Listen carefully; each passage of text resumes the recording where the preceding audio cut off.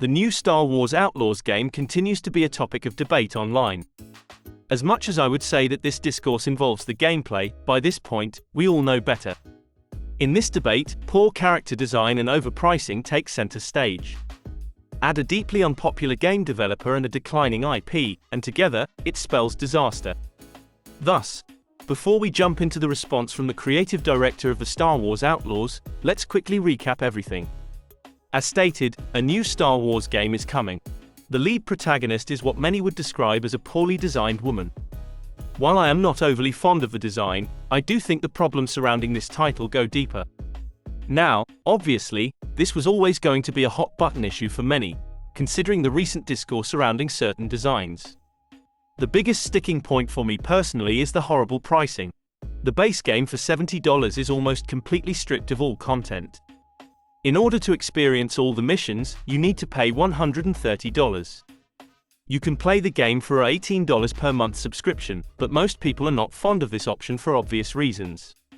Just last year, the Ubisoft CEO stated that gamers should get used to not owning their games. While that statement was slightly taken out of context, the trust in Ubisoft is no longer there. Now there are certain fans who continue to hold out and hope that this game will be good. However, the Star Wars IP has been a disappointment for years now. There has been a decline in the number of movies and series, therefore, most do not expect much from the game. When Disney licenses its IP, it is clear that it is looking for a certain type of narrative. That narrative is what they call, for a modern audience. This is exactly how creative director Julian Geraghty describes his new lead protagonist. Regarding the lead character, he says, "I think she's a much more modern protagonist than we usually see in games.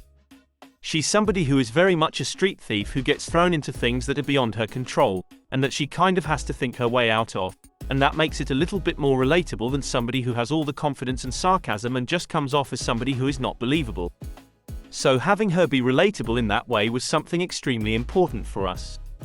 Now, there are a couple of things that we need to unpack here. In my observation, people love realistic graphics but not so much realistic scenarios in games. People usually play games to escape those. However, the biggest objection here would likely be the term modern protagonist. Whenever people hear that something has been updated for a modern audience, they immediately pull back. Those were the famous last words of the Saints Row reboot and many other IPs just like it. I also hate to say this, but there is also no modern audience in video games. The audience has always been the same. There might be a modern audience on Twitter and Facebook, but those people do not play games. They just complain about them. Now, granted, complaining is all that I do as well, but my point still stands. Overall, there is still hope that this game can turn out somewhat decent. While it is hard to remember the last time Ubisoft released a good game, there is always a chance. The signs might be there, but I will reserve my major opinions until the release. Against my better judgment, I will give the title a fair shake.